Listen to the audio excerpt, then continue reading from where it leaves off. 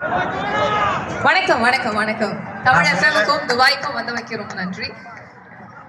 உங்களுக்கு ஒரு மைக் வேணும். நான் என் மைக்கே கொடுத்துட்றேங்க. குடிச்சுக்கிறீங்களா? ஓகே. பாட்டு ஏதாவது போட போறீங்களா இல்ல பேசிடலாமா? பேசலாம் தலைவா, பேசிடலாம். யார் அந்த ஜாக்லின் வெறியர்?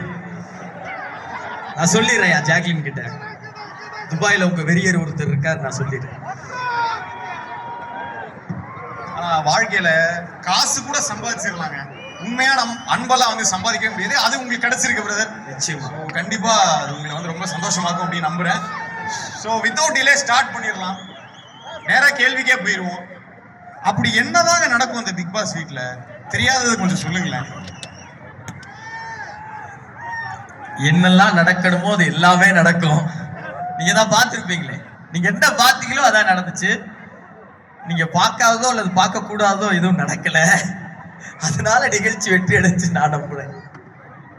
உங்களுக்கும் மக்களுக்குமான உரையாடல் இருக்கு. அதுக்கு முன்னாடி எங்களுக்கு கொஞ்சம் நேரம் நீங்க ஒதுக்குவீங்கன்னு நினைச்சிட்டு ஒரு சில கேள்விகள். இப்போ நான் ஒரு விஷயம், இந்த நிறைய வீடியோஸ் அப்படியே ட்ரெண்ட் ஆகும் இல்லையா அவங்கள, அதுல நீங்க சொன்ன ஒரு விஷயம், நீங்க எவ்வளவு கான்பிடென்ட்டா பேசுறீங்கிறது ஒண்ணு. இன்னொன்னு அந்த தமிழ் உச்சரிப்பு, இதை நான் கவனிச்சேன். ஆனா முதல்ல பிக் பாஸ்குள்ள போறதுக்கு முன்னாடியே நீங்க பரிச்சயமானவர் தான், அதுல எந்த சந்தேகமும் இல்ல. அந்த பரிச்சயத்தின் பேர்ல தான் போனீங்க. அதுக்கான வெற்றியை இன்னைக்கு நீங்க அந்த டைட்டில் வின் பண்ணிருக்கீங்கன்னா அதுக்கு துணையா இருந்ததும் அந்த தமிழ் தான். சாப்பாடு உங்களை மாதிரி இப்படி ரசிச்சு சாப்பிட முடியுமா? உணவு சோறு தானங்க எல்லாம். யாருக்கு சோறு பிடிக்காது? சோறு தானே. அங்கே முடிச்சு.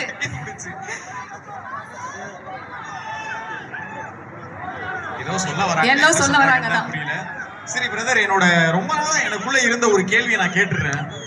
இந்த பிக் பாஸ்ல வந்து இந்த பின்னாடி ஒரு டீம் இருப்பாங்க, அவங்க வந்து உங்ககிட்ட நீ இப்படிலாம் காமெடி பண்ணு, நீ சீரியஸா இரு, நீ வந்து இப்படிலாம் பண்ணி டிராமா போடு, நீ வேணும்னே சண்டை போடு, இப்படிலாம் சொல்லி மேனிபுலேட் பண்ணுவாங்கன்னு சொல்லிட்டு பரவாயில்ல ஒரு பேச்சு இருக்குதானே? அதெல்லாம் உண்மையா? அப்படிலாம் பண்ணியிருந்தா அந்த நிகழ்ச்சி உருப்படாம போயிருக்கும். அப்படிலாம் பண்ணல, கொஞ்சம் இயற்கையா இருந்தது. அது ஒரு 106 நாள் நீங்க திடீர்னு ஊடால வந்து ஒருத்தரை ஏக்கிட்டு மறுபடியும் காணாம போயிட்டீங்கன்னு வைங்களேன், அவரா இருக்கிறதா இல்ல நீங்க சொன்ன ஆளா இருக்கிறதா இல்ல வேற யாராவது நினைக்கிற ஆளா இருக்கான்னு குழம்பி தவிச்சிருவாங்க. அப்படி இல்லாம முழுவதும் நம்மளா இருக்கும் போதுதான் மக்களுக்கு அது போய் சேரும். இவங்களா காட்டணுங்கிறது அங்க நோக்கம் இல்லை. அவரவரா கொண்டு போய் சேர்க்கிறாங்க, அதுல பிடித்தவர் நினைக்கிறாங்க, இவர் பத்தலை நினைக்கிறவங்க. Very nice, very nice. நீங்க வந்து வின் பண்ணதுக்கு முழுக்க காரணமா நான் என்ன பாக்குறேன்னா உங்களோட ஒரிஜினாலிட்டி தான். கண்டிப்பா கண்டிப்பா கண்டிப்பா அவங்க ஓட்டு போடலன்னா கண்டிப்பா நடந்திருக்காதுதான். இப்போ உள்ள நீங்க இருக்கும்போது உங்களுக்கு வெளியில நிலவரம் என்ன? நம்மள மக்கள் எப்படி பாக்குறாங்க? அவங்களுக்கு நம்ம பிடிக்குதா பிடிக்கலையா? இந்த மாதிரி சிந்தனையும் அங்கங்க ஓடிட்டு தானே இருந்திருக்கும். அதை யோசிக்க வேண்டிய தேவை நிறைய இருந்தது. ஆனா யோசிக்க கூடாதுங்கிறதுலாம் ரொம்ப தெளிவா இருந்தது. ஏன்னா நம்ம பண்றது பிடிக்குதா பிடிக்கலையான்னு தெரிஞ்சா அதுக்கு ஏத்த மாதிரி நம்ம அங்க இருக்க ஆரம்பிச்சிருவோம், விளையாட ஆரம்பிச்சிருவோம். பிடிக்குதுன்னா அதை திரும்ப செய்ய ஆரம்பிச்சிருவோம், பிடிக்கலன்னா வேற என்ன செய்யணும்னு யோசிக்க ஆரம்பிச்சிருவோம். அது எதுவுமே தெரியாம எம்டியா இருக்கும் போது தான் 100% நம்மளா இருக்க முடிஞ்சது. எது வந்தாலும் பாத்துக்கலாங்கிற ஒரு குருட்டு நம்பிக்கை தான். இங்க வரும்போது யாருக்கெல்லாம் தெரியும் துபாய் மண் நம்மள என்ன வாக்க போகுதுன்னு?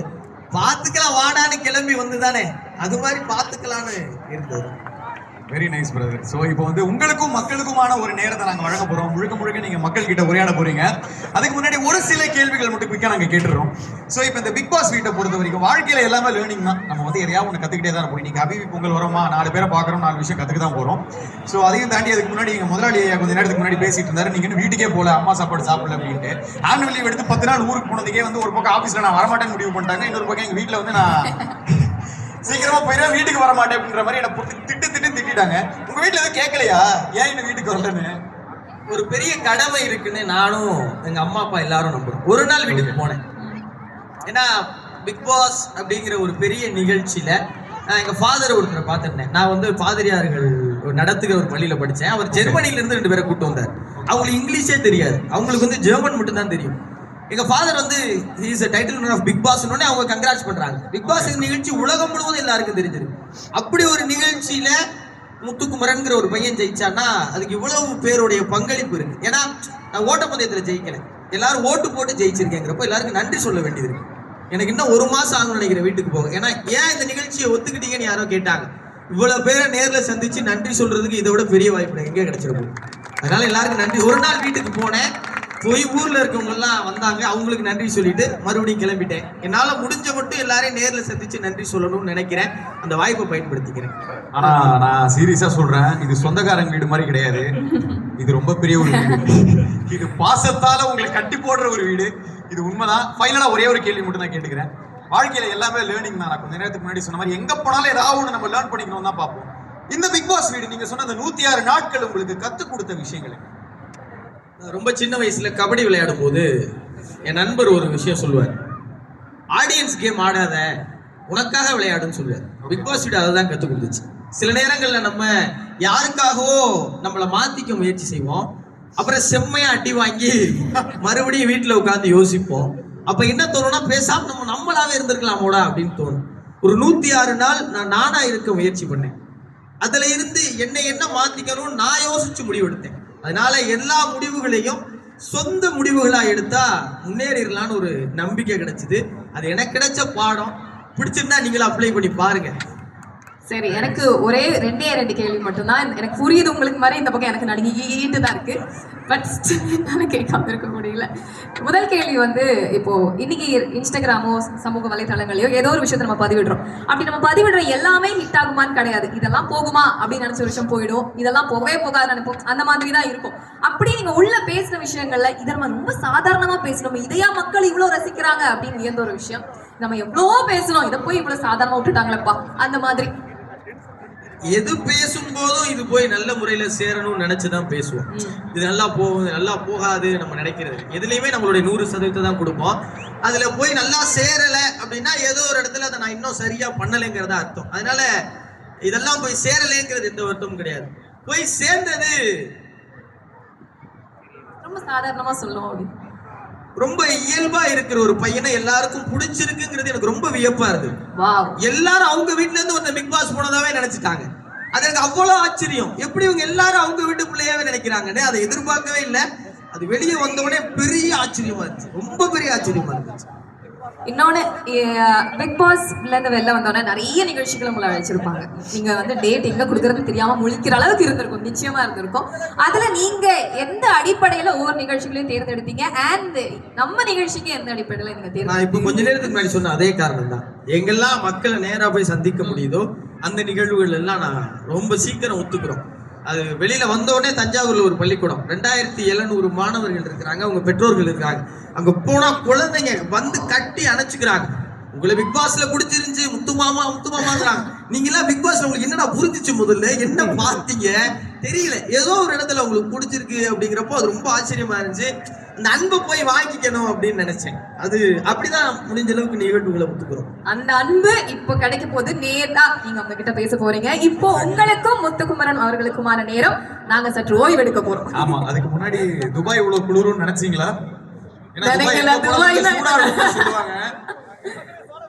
எதுவுமே நினைச்ச மாதிரி நடக்க மாட்டேங்குது. எல்லாமே அதீதமா கிடைக்கிறதால கொஞ்சம் பயமா இருக்கு. நல்லா இருக்கு, நல்லா இருக்கு. Super brother. மக்கள் கிட்ட நீங்க என்னெல்லாம் சொல்லணும்னு நினைக்கிறீங்களோ இந்த மேடை உங்களுக்காக. நன்றி. அங்கனாலும் ஓகே, இங்க இருக்கிறதுனாலும் ஃபைன்.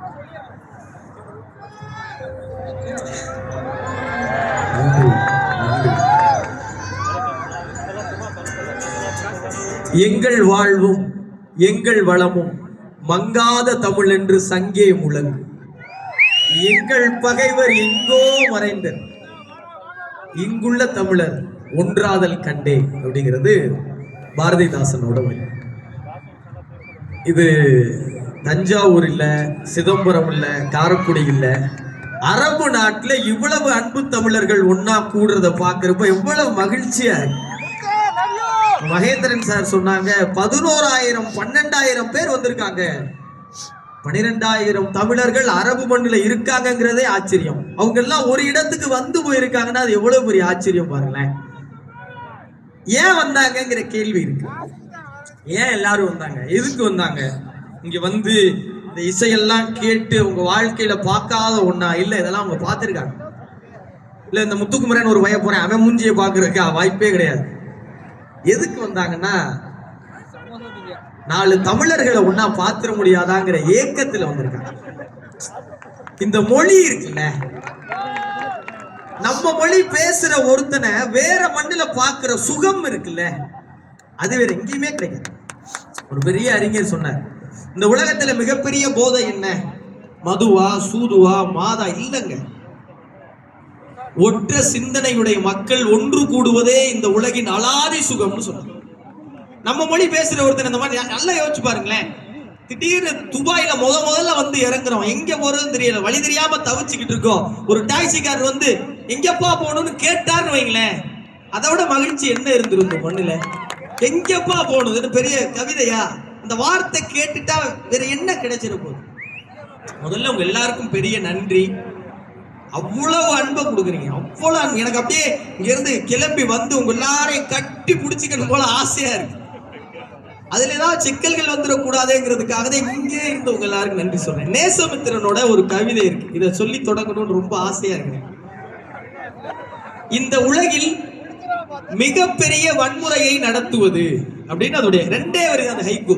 முதல் வரி, இந்த உலகில் மிகப்பெரிய வன்முறையை நடத்துவது அதிகாரமோ ஆயுதமோ அல்ல, அன்புதான் அப்படின்னு முடிப்பாரு நேசமித்திரன். அன்பை விட உங்க வாழ்க்கையில எது பெரிய வன்முறையை நிகழ்த்திடும் கேட்டா தெரியாது. துபாய்க்கு வாங்க, இங்க நிறைய பேர் வராங்க, ஹபீபி பொங்கல். ஏன்னா இந்த விழா ஹபீபி பொங்கல், இது பொங்கலும் கிடையாது, தை மாசம் கிடையாது, இப்ப ஏயா வைக்கிறீங்க அப்படிங்கிற கேள்வி இருக்குல்ல. ஹபீபி பொங்கல் எதுக்கு வைக்கணும்? பிப்ரவரி மாசம் காதலர் தினத்தை கொண்டாடணும். துபாய் மால்ல போய் பார்த்தா வேலண்டைன்ஸ் டே ஒட்டி இருக்கான். இங்க எதுக்கியா அப்படின்னா, எதுக்கு பொங்கல் விழா? நம்ம சார் சொல்லிட்டாங்க ஏற்கனவே, பொங்கல் விழா நன்றி தெரிவிக்கிறதுக்கான விழா. வருஷம் முழுக்க நம்ம நாட்டுல தெரியும், போவோம் வருவோம் எல்லாம் செய்வோம். ஏதாவது ஒரு நாள் தேர்ந்தெடுத்து யாருக்காவது நன்றி சொல்லணுமா வேணாமா? அது ஒரு நாள்ல சொல்லக்கூடாது, 3 நாளா வகுக்கிறாங்க நம்ம முன்னோர். முதல் நாள் பொங்கல், இயற்கைக்கு நன்றி சொல்லுடாங்கிறாங்க. இன்னைக்கு நம்ம அவ்வளவு பிரிவுகள் நமக்குள்ள, மதம் அது இது என்னென்னமோ கிடக்கு. அவங்க அதெல்லாம் சொல்லல, நீ எதை வேணா கும்பிடு கழுத, இயற்கைன்னு ஒன்னா கொண்டு வாத. இந்த இயற்கைக்கு முதல்ல நன்றி சொல்லு. சோறு சாப்பிடுறீல, அதை கொடுத்த சூரியனுக்கு நன்றி சொல்லு, அதை கொடுத்த மழைக்கு நன்றி சொல்லு, அதை கொடுத்த அந்த இயற்கைக்கு நன்றி சொல்லு. சரி, அதுக்கு நன்றி சொல்லாச்சு, அடுத்து யாருக்கு சொல்லணும்? 2வது நாள் மாட்டு பொங்கல். மாட்டு பொங்கல்னு அதுக்கு பேர் வச்சதுக்கு காரணம், அன்னைக்கு உழவுக்கு துணை போன சக உயிர்களா இருந்த பிராணிகளுக்கு. யோசிச்சு பாருங்களேன், மாடு மனுஷன் அப்படிலாம் நம்ம நினைச்சுக்கிட்டு இருக்கோம். மாடு மனுஷன் எல்லாம் கிடையாது, அது உனக்கு உதவி செஞ்சிருக்கு, அதுக்கு நன்றி சொல்றான்னு சொல்லி கொடுத்த பண்பு தமிழர்களுடைய. அப்ப மாட்டுக்கு மட்டும் தான் நன்றி சொல்லணுமானா இல்ல, பேரு தான் மாட்டு பொங்கல். உங்க சக மனிதர்கள் எல்லாருக்கும் நன்றி சொல்லணும். இது கல்யாண்ஜியோட ஒரு கவிதை. என்ன கவிதைன்னா, டக்குனு ஞாபகம் வந்துருச்சு. இதை யாரு சொல்லுவாங்கன்னா, பாரதி பாஸ்கர் அம்மா சொல்லுவாங்க. ரொம்ப அழகா இருக்கும். அது ஏன் அந்த உயிர்களுக்கு பிறப்புக்கும் எல்லா உயிருக்கும் வள்ளுவர் சொன்னார்ல, ஏன் அந்த மாட்டு பொங்கல் உயிருங்கிறத சொல்லிடுறேன்.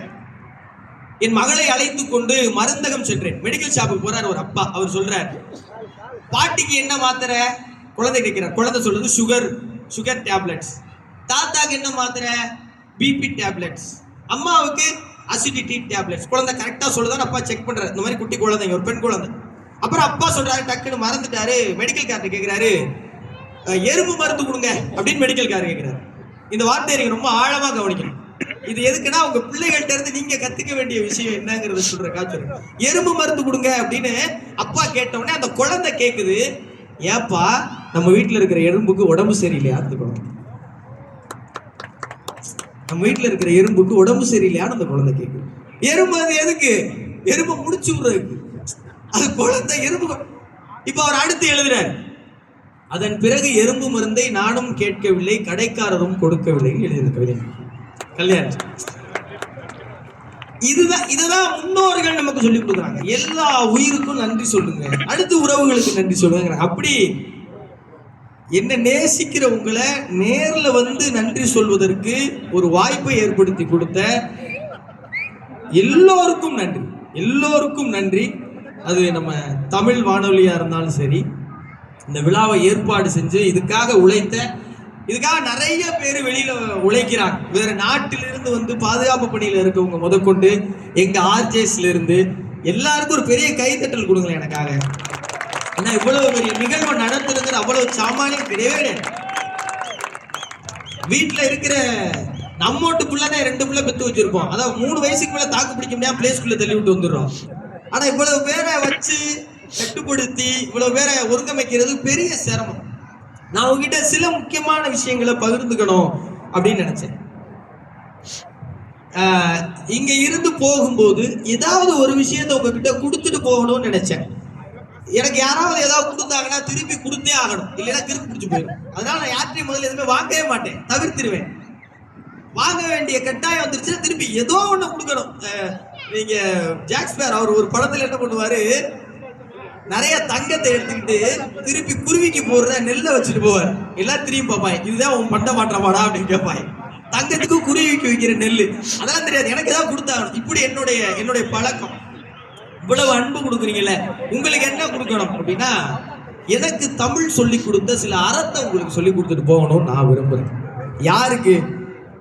உன்கிட்ட நாங்க கத்துக்கணுமாடா, நீ அவ்வளவு பெரிய ஆளாடா அப்படின்னு நீங்க நினைக்கலாம், தப்பே கிடையாது, அது உண்மைதான். உங்கள் வீட்டில் இருக்கிற அடுத்த தலைமுறைக்கு நீங்க சொல்லி கொடுக்க வேண்டிய சில முக்கியமான விஷயங்கள் என்கிட்ட இருக்கு. சார் ரொம்ப நேரம் பேசிடுவேன் ஆர்வத்துல, ஒருவேளை நேரம் அதிகமாயிடுச்சுன்னா நீங்க லேசா கைது உங்க நான் புரிஞ்சுக்கிறேன். இது இது தென்கட்சி சொல்லுவாரு, இது தென்கட்சிக்கோ சுவாமிநாதன் ஒரு பெரிய அறிஞர் இருந்தார், வானொலி அறிவிப்பாளர் தான். இங்க தமிழ் வானொலியில அவர் அடையாளப்படுத்துறதுக்கு எனக்கு பெரும் மகிழ்ச்சி. பேச்சாளர்களுக்கு ஒரு வியாதி இருக்கு, கேட்கறதுக்கு ஆளு கிடைச்சிட்டாங்கன்னா நேரம் காலம்லாம் தெரியாது, நாங்க வாட்டில பேசிட்டே அனுப்போம். அப்படி ஒரு பேச்சாளர் ரொம்ப நேரம் பேசிட்டு இருந்தாராம். பாருங்க, என்ன மாதிரி அவர் அன்னைக்கு வாட்சி கட்டாம போயிட்டாராம், ரொம்ப நேரம் பேசிட்டாராம். அப்புறம் சொன்னாரா, என்னை மன்னிச்சுங்க, நான் வாட்சி கட்டாம வந்துட்டேன், ரொம்ப நேரம் பேசிட்டேன் போட்டு கூட்டத்துல கோபம் வந்துருச்சாராம். யோ, வாட்சத்தையும் பார்க்கல, பின்னாடி இருக்க காலண்டரையா பார்க்க கூடாதா அப்படின்னாராம். அப்படி இந்த வெள்ளிக்கிழமை ஆரம்பிச்சு அடுத்த அப்படி பேசக்கூடிய வியாதி இருக்கு பேச்சாளர்களுக்கு. அதனால முன்னாடியே சார் பாத்துக்கிறீங்க, மன்னிச்சுக்கிறீங்க. என்ன நீங்க உங்க பிள்ளைகளுக்கு சொல்லி கொடுக்கணும்னு நான் விரும்புறேன்னா, தயவு செஞ்சு தமிழ் சொல்லி கொடுங்க, தயவு செஞ்சு தமிழ் சொல்லி கொடுங்க. நான் இதை மன்றாடி கேட்டுக்கிறேன் உங்ககிட்ட. எப்படி சார் பிள்ளைகளுக்கு தமிழ் சொல்லி கொடுக்கறது? தமிழ் டியூஷன் அனுப்பலாமா? திருக்குறள் புத்தகத்தை வாங்கி கையில கொடுத்துடலாமா? இல்ல யூடியூப்ல வீடியோ போட்டு விடலாமா? எதை வேணா பண்ணுங்க, ஆனா நீங்களும் கூட உட்கார்ந்து பண்ணுங்க. நீங்க போன்ல ரீல்ஸ் பார்த்துக்கிட்டு திடீர்னு நாளைக்கு காலையில எந்திரிச்ச உடனே உதடு பிங்க் ஆகுறது எப்படி அப்படின்னு ஒரு அம்மா பீட்ரூட்டை கரைச்சி ஊத்துங்க, எலுமிச்சம்பழத்தை கரைச்சி தேய்ங்க அப்படின்னு ஏதோ ஒரு அழகான டிப்ஸை பார்த்துக்கிட்டு பிள்ளைய சைட்ல உட்காந்து திருக்குறள் படிமான்னு சொன்னீங்கன்னா அது படிக்காது. அதுவும் பீட்ரூட்டை எலுமிச்சம்பழத்தை எடுத்துட்டு அம்மா வாங்க ஸ்டார்ட் பண்ணலான்னு நிற்கும். நீங்க உங்க குழந்தைகளோட சேர்ந்து பண்படுவதற்கான நேரம் இது. பரமசிவம் அவர்கள் சொல்றாங்க, பண்பாட்டு ஆய்வாளர். பண்பாடுனா என்ன? இப்ப தமிழர் நம்ம என்ன சொல்றோம், எது பெருமை? ஒவ்வொரு இன மக்களுக்கும் ஒவ்வொரு பெருமை இருக்கு, ஒவ்வொரு கலாச்சாரம் இருக்கு. தமிழர்களுக்கு எது பெருமை? பண்பாடு தான் நம்ம பெருமை. பண்பாடுனா என்ன சார்? பண்பாடுனா என்ன? பண்படுவதுதான் பண்பாடு, பண்படுவதுதான் பண்பாடு. ஒரு நிலத்தை பண்படுத்தணும்னா சில மாதங்கள் ஆகும்ல. ஒரு கரடு முரடா இருக்கிற ஒரு நிலத்துல நீங்க விளைச்சலை போட்டுருவீங்களா? அதை பண்படுத்தினாதான் விளைச்சல் அதிகரிக்கும், ஆரோக்கியமான தானியங்கள் வரும், உடலுக்கு கேடு விளைவிக்காத ருசியான பொருட்களை அதுல இருந்து விளைவிக்க முடியும். அப்ப இந்த இனக்குழு இருக்குல்ல, தமிழர்கள்ங்கிற பெரும் இனக்குழு இருக்குல்ல, இவங்களை நீங்க பண்படுத்தணும்னா நிறைய தலைமுறைகள், நிறைய பழக்க வழக்கங்கள் நம்ம சொல்லிக்கணும். அறம் செய்ய விரும்பு, ஆறுவது சினம்னு சின்ன சின்ன விஷயங்களை தமிழ் அவ்வளவு உங்களுக்கு என்ன சார் வேணும்? எல்லாமே தமிழ்ல இருக்கு சார். என்ன வேணும் உங்களுக்கு? எல்லாம் தமிழ்ல இருக்கு. ஆனா அதை எடுத்துக்க நம்ம தயாரா இருக்குமாங்கிறத கேள்வி. இவ்வளவுதான் கேள்வி. எல்லாம் இருக்கு சார், நீ எடுத்துக்கிட்டீங்களா இல்லையா? அப்ப நம்ம பிள்ளைகளுக்கு இதை கொடுக்க வேண்டிய கட்டாயம். இன்னைக்கு தலைமுறை ரொம்ப வேகமா போகுது சார். இந்த குழந்தைகளுக்கு எல்லாமே தெரியுது, எல்லாமே எக்ஸ்ப்ளோர் பண்றாங்க. அவங்க நம்மளை விட ரொம்ப அறிவா இருக்காங்க. அறிவாய் இருக்கும் பிள்ளைகள் அறத்தோடு இருக்கிறார்களாங்கும் போதுதானே லேசா இடிக்குது. அது தேவைப்படுது இல்ல, அதை எப்படி கொடுக்க போறீங்க? தமிழை சொல்லி கொடுக்கறதுக்கு நிறைய வழிகள் இருக்கு, ஆனா அதை கத்து கொடுக்கறது உங்க கையில தான் இருக்கு. இன்னொன்னு நீங்க சொல்லி கொடுக்க வேண்டிய ரொம்ப முக்கியமான விஷயம், உறவுகளை சொல்லிக் கொடுங்க. தயவு செஞ்சு உறவுகளை சொல்லிக் கொடுங்க. தமிழ் போல் இந்த உலகில் உறவை கொண்டாடிய இன்னொரு இனம் இல்லை. ரொம்ப வருஷத்துக்கு முன்னாடியே இரும்பு நாகரிகம் இருக்கு, இன்னைக்கு கண்டுபிடிச்சிட்டாங்க. ரொம்ப வருஷத்துக்கு முன்னாடியே இரும்பு நாகரிகம் தமிழர்கள் தான் அந்த உலகத்துக்கு அறிமுகப்படுத்திக்கோங்கிறத கண்டுபிடிச்சிட்டாங்க. அதெல்லாம் இருக்கட்டும், தொழில்நுட்பம் இருக்கட்டும், அறிவியல் இருக்கட்டும், மருத்துவம் இருக்கட்டும், அன்பு, அந்த அன்பை எங்க போய் நீங்க எடுப்பீங்க? எங்க கிடைக்கும்? நம்மலாம் எதுக்கு சார் ஏங்குறோம்? ஊர்ல இருந்து வந்துட்டோம், நிறைய சம்பாதிக்கிறோம், வீடு வாங்கிட்டோம், கார் வாங்கிட்டோம், தங்கம் இருக்கு, திராட்சை இருக்கு, எல்லாம் இருக்கு. என்ன இல்ல?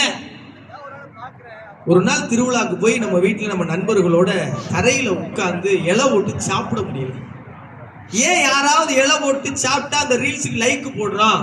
நம்மளால இங்க இருக்க முடியலங்கிற ஏக்கம் தானே, நம்மளால இங்க போக முடியலங்கிற ஒரு விரக்தி தானே. அப்ப இந்த உறவு முறைகளை நீங்க அடுத்த தலைமுறைக்கு சொல்லிக் கொடுக்க வேண்டிய கட்டாயம் இங்க மிக நிச்சயமா இருக்கு. இன்னைக்கு குழந்தைகள் அம்மாவை மம்மின்னு கூப்பிடுறதுல எனக்கு ரொம்ப வருத்தம் சார், எனக்கு ரொம்ப ரொம்ப வருத்தம். கூட்டுட்டு போட்டுங்கப்பா, என்னப்பா அம்மாவை அம்மான்னு கூப்பிடலைன்னா அது அம்மாவே இல்லையோன்னு எனக்கு தோணும். உங்களுக்கு எப்படின்னு எனக்கு தெரியல. இந்த அம்மாவுடைய முக்கியத்துவம் என்ன? ஏன் அம்மாவை பத்தி பிள்ளைகள் சொல்லிக் கொடுக்கணும்? நான் எல்லா இடத்துலையும் சொல்றேன். போய் நாமத்துக்குமார் அணிலாடு மூன்றில் ஒரு புத்தகம் இருக்காரு. நாமத்துக்குமார் யாருக்கெல்லாம் பிடிக்கும்? ஒரு தடவை நாமத்துக்குமாரனுக்காக ஒரு நல்ல கைதட்டல் கொடுங்க. இங்க வெளிச்சம் ரொம்ப அதிகமா இருக்கு, கண்ணில் படுது. நீங்க எல்லாம் உட்கார்ந்து இருக்கீங்களா, எந்திரிச்சு போயிருக்கீங்களா? வெள்ளை கலர் ஹூடி போட்டு ஒரு அண்ணன் உட்கார்ந்து இருக்காரா இல்ல வெறிஞ்சாரான்னு எனக்கு தெரியல. நான் குத்து மதிப்பா தான் பேசிக்கிட்டு இருக்கேன். அதனால அப்பப்போ கைதட்டினீங்கன்னா ஒரு கணிப்புல நான் வாட்டில் பேச. நன்றி. ஏன்னா கைதட்ட நாமத்துக்குமார் வரும்போது மட்டும் கைதட்டிக்கிறேன். நாமத்துக்குமாருடைய அணிலாடு மூன்றில் புத்தகத்தை வாங்கி நீங்கள் வாசிங்க, பக்கத்துல உட்கார வச்சு உங்க பிள்ளைகளையும் வாசிக்க வைங்க. அதுல அம்மானா என்ன, அப்பானா என்ன, மாமா யாரு, அத்தை யாரு, ஆயா யாரு, பெரியப்பா யாரு, சித்தி யாரு, தாத்தா யாரு, பாட்டி யாரு, பங்காளி யாரு, இதெல்லாம் அக்கா தங்கச்சி அண்ணன் தம்பி எல்லாம் எழுதிருப்பேன்.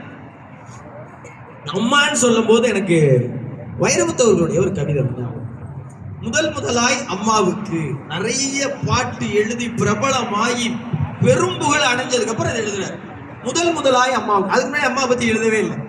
ஏங்கிற காரணத்துல சொல்லுவார். பெரிய கவிதை, நான் முக்கியமான பகுதிகளை மட்டும் எடுத்து உங்களுக்கு வைக்கிறேன். முதலாய் அம்மாவுக்கு அப்படின்னு ஆரம்பிப்பார். நடுவுல இப்படி வரும்: கண்ணு காது மூக்கோட கருப்பா ஒரு பிண்டம், இடப்பக்கம் கிடக்கையில என்னென்ன நினைச்சிருப்பாரு.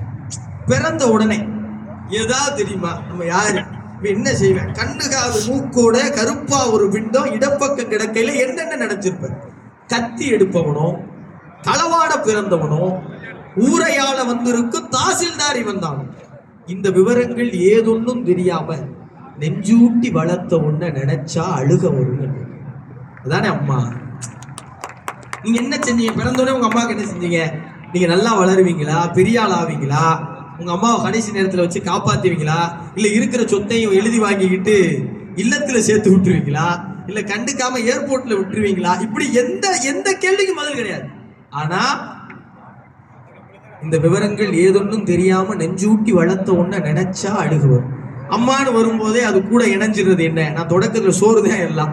இந்த அம்மாவுடைய உலகத்துல நீங்க எந்த ஸ்டார் ஹோட்டல் போங்க, எந்த கான்டினென்டல் டிஷ்ஷை போய் நீங்க டேஸ்ட் பண்ணுங்க, என்ன வேணா பண்ணுங்க சார், அம்மா கையில உருட்டி கொடுத்து அந்த உருண்டை சோறுக்கு ஏதாவது நிக்குமா? ஏதாவது அதுக்கு இணையா இருக்கா?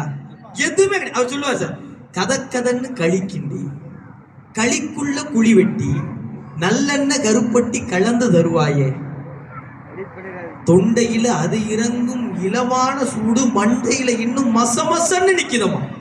வைரமுத்து கடைசிகள் கதன்னு களிக்கிண்டி களிக்குள்ள குழி வெட்டி நல்லெண்ணெய் கருப்பட்டி கலந்து தருவாயே, தொண்டையில அது இறங்கும் சுகமான இளஞ்சூடு, மண்டையில இன்னும் மசமசன்னு நிக்குதமா.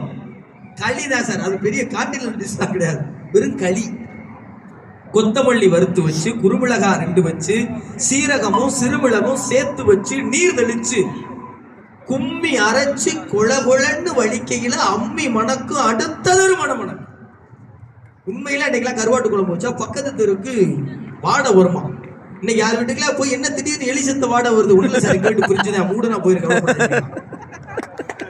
அன்னைக்கு குழம்பு வச்சா மணக்கு, திட்டிக்கிட்டே சமைச்சாலும். அங்க ஒரு வீட்டுக்காரர் கை தட்டுறாரு, உங்க மனைவி கையை பிடிச்சி மணக்கிறாங்க, சும்மா இருங்க. ஏன்னா 3 சட்னி அப்பலாம், மிளகா சட்னி, தேங்காய் சட்னி, தக்காளி சட்னி, இப்ப இன்னைக்கு வச்சது, நேத்து வச்சது, முந்தா நேத்து வச்சது, வேற வழி கிடையாது. அவங்களுக்கும் பணிச்சூழல், உங்களுக்கு ஒரு சொல்ல முடியாது வைங்களேன். திட்டிக்க சமைச்சாலும் திட்டிக்கிட்டே சமைச்சாலும் கத்திரிக்காய் நெய் வடியும், கருவாடு தேன் ஒழுகும், கோழி குழம்பு மேல மிதக்கும், தேங்காய் சில்லுக்கு தேகமெல்லாம் எச்சி ஊறும். சொல்லும்போது நமக்கு எச்சி ஊறுது பாருங்க. இதுதான் அம்மா. இப்ப இந்த இதை நீங்க பிள்ளைகளுக்கு அறிமுகப்படுத்தினாதான், இதை பிள்ளைகளுக்கு வாசிக்க சொன்னாதான் களினா என்னன்னு அந்த பிள்ளை கேட்கும். நீங்க வெறுமனே எடுத்துட்டு போய் ராகி சாப்பிடு குழந்தை, நூடுல்ஸ் வேணாம், ராகி ரொம்ப நல்லதுன்னீங்கன்னா அதுக்கு பிடிக்குமா? கதகதன்னு களி கிண்டி களிக்குள்ள குறிவெட்டி நல்லெண்ணெய் கருப்பட்டி கலந்து தருவாய, தொண்டையில அது இறங்கும் சுகமான இளஞ்சூடு, மண்டையில என்ன மச மச நீங்க அந்த பிள்ளைக்கு மண்டையில களி சாப்பிடணும்னு ஆசை அன்னைக்கு ஆயிட்டு வரும்ல. இப்படி கொண்டு போய் சேருங்க சார் ஆரோக்கியத்தையும் அறத்தையும் தமிழையும். ஏன் அணிலாடு மூன்றில் இருந்தா இதை நான் எடுத்துக்கிறேன். ஆண்களுக்கு ஒரு பெரிய சிக்கல் இருக்கு சார். நமக்கும் அப்பாவுக்குமான அந்த அன்பு இருக்குல்ல, அது 5 வயசோட அப்பீட் ஆயிரும். அதுக்கப்புறம் அந்த மனுஷனை நம்ம எங்கதான் அன்பா பேசிடலாம் நினைச்சாலும் முடியாது. எங்கோ ஒரு இடத்துல நம்ம முறைப்போம், அவர் முறைப்பாரு, நம்ம முறைப்போம், அவர் முறைப்பாரு. மனைவி கிட்ட கூட சண்டை போட்டு திருப்பி கூடிடுவோம். அந்த சண்டை போடும்போது ஒரு ஈகோ கிளாஸ் இருக்கும்ல, அது அப்பாவுக்கும் ஆம்பளை பிள்ளைகளுக்கும் கடைசி வரைக்கும் இருக்கும். எங்கேயோ ஒரு இடத்துல நம்ம அப்பா நம்மளை பார்த்துக்கிட்டதுக்கு நன்றி கடனா நம்ம ஒரு இடத்துல கூட அப்பா பார்த்துக்கலையே நினைக்கும் போது அப்பா இருக்க மாட்டார். அப்பா இருக்க மாட்டார். அப்பாவுடைய படத்தை பார்த்தே அப்பாவுக்கு நன்றி சொல்லுகிற ஆண்மகன்கள் தான் அந்த உலகத்துல அதிகம். இந்த நாமத்துக்கு வருவாரு, அப்பா நான் சைக்கிள் ஓட்டும் போது நீங்க பின்னாடி பிடிச்சிக்கிட்டே வருவீங்க, திடீர்னு ஒரு கட்டத்துல விட்டுருவீங்க. நான் நீங்க பிடிச்சிருக்கீங்கிற நம்பிக்கையில தான் அந்த சைக்கிளை ஓட்டிகிட்டே போவேன். இன்னைக்கு வரைக்கும் என் வாழ்க்கையின் சைக்கிள் நீங்கள் பிடித்துக் கொண்டிருக்கிறீர்கள் என்ற தைரியத்தில் தான் ஓடிக்கொண்டிருக்கிறது. நாமத்துக்குமார் அவர் நண்பர்களோட காஞ்சிபுரத்துல இருந்து மகாபலிபுரம் வராங்க, ஒரு 60 கிலோமீட்டர். வீட்டுல உடலை. ஆனா நாமத்துக்குமார் அப்பா என்ன சொல்றாரு, சைக்கிள் எடுத்துட்டு போடான்ற. சைக்கிள் தானே, சைக்கிள் எடுத்துட்டு போடா நீ அப்படின்றாரு. நண்பர்களோட வந்தாச்சு, 60 கிலோமீட்டர் வந்தாச்சு. வந்து மகாபலிபுரம் கடற்கரையை பார்த்து நண்பர்களோட ரசிச்சிட்டு இருக்காரு. திரும்பி பார்த்தா திடீர்னு அப்பா வந்துட்டாரு. அப்பா நீங்க எப்படி வந்தீங்க? இல்லடா அவனை அனுப்பிச்சிட்டு மனசு ஒரு மாதிரி சரியில்லை, நீ வா அப்படின்னு சொல்லி போகும்போது நாமத்துக்குமாரோடைய அப்பா ஓட்டுறாரு. நாமத்துக்குமார் பின்னாடி உட்கார்ந்துக்கிறார். உட்கார வச்சு மறுபடியும் மகாபலிபுரத்துல இருந்து காஞ்சிபுரத்துக்கு வந்துட்டாங்க. இப்ப அந்த வழி நெடுக அவங்க நண்பர்கள் கூட பேசிக்கிட்டே வர்றாரு நாமத்துக்குமாரோடைய அப்பா. நாமத்துக்குமார் எல்லாம் நல்லா பேசிட்டே வர்றாங்க. அப்பா தவறுனதுக்கு அப்புறம் அவருடைய அஸ்திய மகாபலிபுரம் கடல்ல தான் கரைக்கிறாரு நாம. அப்ப எழுதுறாரு, அப்பா அன்று நான் கடந்து வந்த பாதை என் வாழ்வில் நான் கடக்கவே முடியாத பாதை. அவர் இறந்த உடனே போய் இந்த வீட்டில் அவங்களோட பழசெல்லாம் எடுத்து பார்ப்போம்ல. அப்ப இந்த மச்சில் இருக்கிற ட்ரங்கு பெட்டி இறக்குறாங்க. அப்பாவோட டைரி கிடைக்குது. இந்த டைரிகள் எழுதப்படுவதே என்னைக்காவது எவனாவது ஒருத்தர் வாசிக்கணும் தானே. அப்ப இதை எடுத்துட்டு 1975 நாமத்துக்குமார் பிறந்த வருஷம் பிறந்த தேதியில நாமத்துக்குமார் அப்பா என்ன எழுதியிருக்காருன்னு வேகமா புரட்டி பார்க்கிறார் நாமத்துக்குமார். டைரியில வேற எந்த பக்கத்தையும் தேடல. அவர் பிறந்த தேதியில அப்பா என்ன எழுதியிருக்காரு கடை தேடுறாரு. என்ன நாமத்துக்குமார் அப்பா சாய்ந்த எழுத்துக்களில் 2 வரிகளை எழுதியிருந்தீர்கள். இந்த உலகின் 2வது அறிவாளி பிறந்து விட்டான் அப்படின்னு எழுதியிருக்காங்க. பிறந்த தேதியில சார். இதுதானே அம்மாவும். கண்ணு காது மூக்கோட கருப்பா ஒரு குண்டா இடப்பக்கம் கிடக்கையில என்ன நினைச்சிருப்ப, கத்தி எடுப்பவனோ களவாட பிறந்தவனோ ஊரையாள வந்திருக்கும் தாசில்தார் இவன் தானோ, இந்த விவரங்கள் ஏதொன்னும் தெரியாம நெஞ்சூட்டி வளர்த்தவன நினைச்ச ஆளுக ஒரு அம்மா.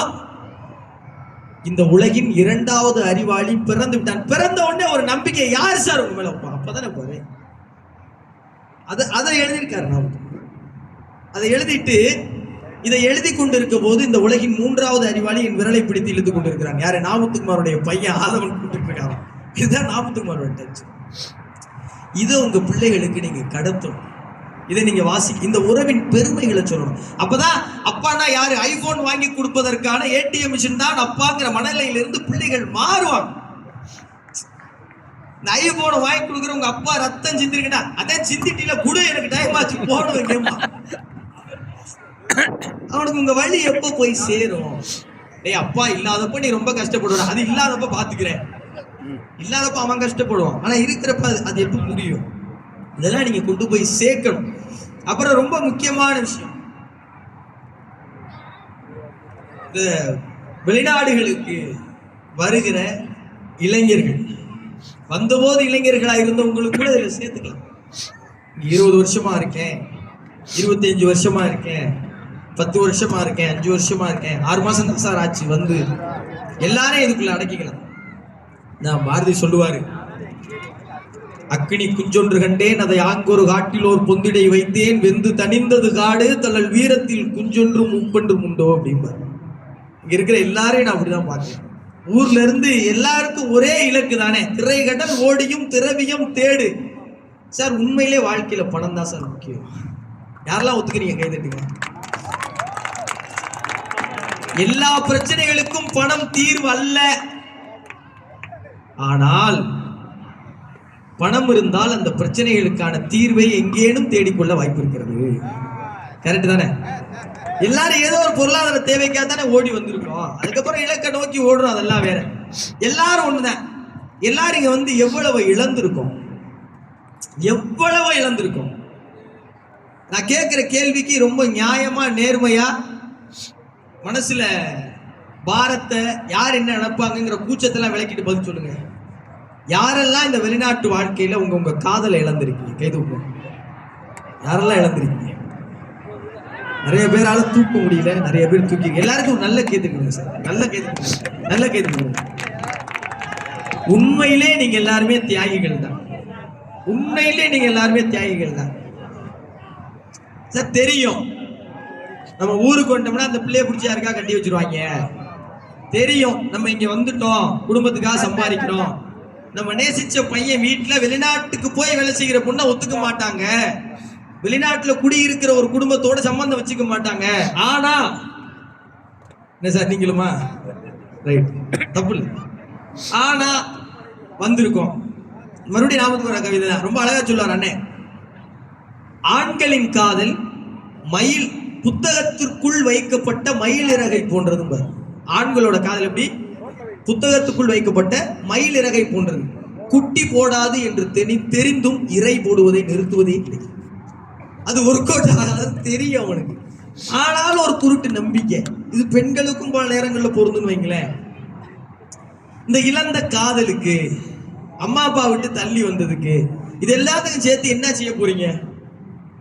என்ன பிள்ளை பிறந்தா வீட்டுக்காரமாக தெரியாம அந்த பிள்ளையோட பேரை வச்சு விட்டுற வேண்டியதா? இதை கடந்து என்ன சார் செய்யலாம், என்ன செய்ய முடியும்னு நினைக்கிறீங்க? அந்த பிரியத்தையும் காதலையும் உங்களை நேசிக்கிறவங்களுக்கு இரட்டிப்பா கொடுங்க. கடந்து போனவங்களை விட்டுருங்க, ஏன்னா வேற வழி கிடையாது. போனதை நினைச்சு புண்ணியம் இல்லைம்பாங்க எங்க ஊர்ல. இப்போ உங்க கூட இருக்காங்கல்ல, அவங்கள அளவுக்கு அதிகமாக நேசிங்க சார். அன்பு தான் சார் உங்க உலகத்தில் எல்லாம். சரி, பணம் தான் எல்லாம், நீங்க பெண்ண அன்பு தான் எல்லாங்கிறீங்க. தான் ஒன்று சொல்லு தம்பி, பணம் எதுக்கு? பிடிச்சவங்களை சந்தோஷமா வச்சுக்க தானே, வேற எது காசு? பிடிச்சவங்களை சந்தோஷமா வச்சுக்கிறதுக்கு தானே, வேற எது காசு? இருக்கப்பட்டுன்னு ஒரு படம் வந்துச்சு, எத்தனை பேர் பார்த்தீங்கன்னு தெரியல. பாத்தீங்களா?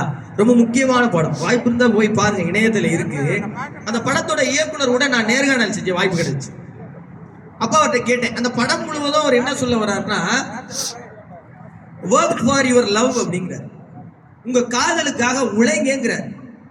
பொதுவா பசங்கிட்ட இருக்கிற கெட்ட பழக்கம் அது. கரெக்ட் பண்ற வரைக்கும் கடுமையா உழைப்பாங்க. கரெக்ட் ஆயிடுச்சுன்னா அப்புறம் என்னது ஆயிடுச்சுல அப்படின்றாங்க. அது தப்புங்கிறார் அந்த இயக்குனர். என்ன சார் சொல்றீங்க? ஆமா, ஒரு அலுவலகத்துல போய் 8 மணி நேரம் உழைக்கிறீங்க. எதுக்கு? குடும்பத்தை பார்த்துக்கணும். பார்த்துக்க வேண்டிய குடும்பத்துக்காக எத்தனை மணி நேரத்தை உழைக்கிறீங்கன்னு ஒரு கேள்வி விட்டார். செருப்பால் அடிச்ச மாதிரி இருந்துச்சு. ரொம்ப நியாயமான கேள்வி. யாருக்காக உழைக்கிறீங்க? குடும்பத்துக்காக. குடும்பத்துக்காக 8 மணி நேரம் உழைச்சு காசு சம்பாரிச்சில, அப்ப அந்த குடும்பத்தை நல்லா வச்சுக்கணுங்கிறதுக்காக எத்தனை நேரம் உழைச்ச? காதலுக்காக அப்ப உழைக்கணுங்கிறீங்களா சார்? ஆமா சார். வெளி உலகத்துல உங்க நண்பர்களுக்காக உங்க அலுவலகத்துல எல்லாம் நேரம் செலவழிக்கிறீங்கல்ல, அதை விட மிக அதிகமான நேரத்தை கூட எடுத்து உங்க வீட்டுல உங்க கணவனுக்காக, உங்க மனைவிக்காக, உங்க பிள்ளைகளுக்காக நேரம் செலவிடு. இப்ப இதுக்குள்ள எல்லாமே வந்துடும். இதுதான் பண்பாடு, பண்படுவது. இப்ப நம்ம என்ன பண்பட வேண்டியிருக்கு? நம்ம பொன்னான நேரத்தை தூக்கி நமக்கு பிடிச்சவங்க கொடுக்க வேண்டியிருக்கு.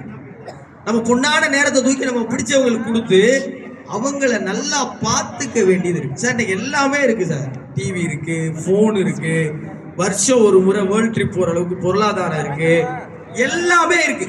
என்ன இல்லை? ஏதோ ஒரு இடத்துல நம்ம அன்புக்குரியவங்களுக்கும் நமக்குமான புரிதல் இல்லை. அதுதான் மனக்கசப்பை கொடுக்குது. முன்னாடி சோத்துக்கு பிரச்சனையா இருந்துச்சு, அப்புறம் பொருளாதாரத்துக்கு பிரச்சனை, கல்வி, மருத்துவம், இதெல்லாம் பிரச்சனை. இப்ப அதெல்லாமே இருக்கு. என்ன இல்லை? எங்கோ ஒரு இடத்துல ஒரு சின்ன புரிதல் மிஸ் ஆகுதுல்ல. யாத்திரி ஒரு கவிதை எழுதினார். இது நான் இதை மட்டும் சொல்லி ரொம்ப சுருக்கமா முடிச்சுக்கணும்னு நினைக்கிறேன். அவளுக்கு யாரும் இல்லை, நல்லா கவனிங்க, அவளுக்கு யாரும் இல்லை, அவளுக்கு நான் தான் இருக்கிறேன். நானும் சென்று விட்டால் அவள் என்ன செய்வாள்? அதனால் எல்லா கோபத்தையும் விட்டுவிட்டு மீண்டும் மீண்டும் அவளிடம் போய் நின்றேன் என்றான். நண்பா, உன் கற்பனை எல்லாம் ஒழித்து விடு, உனக்குத்தான் யாரும் இல்லை அப்படின்னு அந்த கவிதை வந்துட்டு. நீ நினைச்சுக்கிட்டு இருக்கியா உனக்கு அவளுக்கு யாரும் இல்ல, நான் தான் போய் பார்த்துக்கணும்? இல்லப்பா, உனக்கு தான் யாரும் இல்லை, நீ அதுக்காகத்தான் போய் நிக்கிற. இந்த உலகத்தில் யாரும் தற்சார்பு உடையவர்கள் அல்ல, ஏதோ உன்னை சார்ந்துதான் வாழணும். இந்த உசுறு இன்னொரு உசுரை சார்ந்துதான் இருக்கு. உங்களை சார்ந்த உயிர்களையும் நீங்கள் சார வேண்டிய உயிர்களையும் பத்திரமா பார்த்துக்கோங்க. அளவுக்கு அதிகமா அன்பை செலுத்துங்க, அதுக்காக கடுமையா உழைங்க. இதையெல்லாம் தமிழ் சொல்லி கொடுத்து நிறைய வாசிங்க, நிறைய படிங்க, உங்க பிள்ளைகளோட நேரம் செலவிடுங்க. அந்த நேரத்தை ரொம்ப பொன்னான நேரமா மாத்துங்க. அரபு மண்ணில் உங்கள் அத்தனை பேரையும் சந்திச்சதுல ரொம்ப ரொம்ப மகிழ்ச்சி. ரொம்ப நன்றி.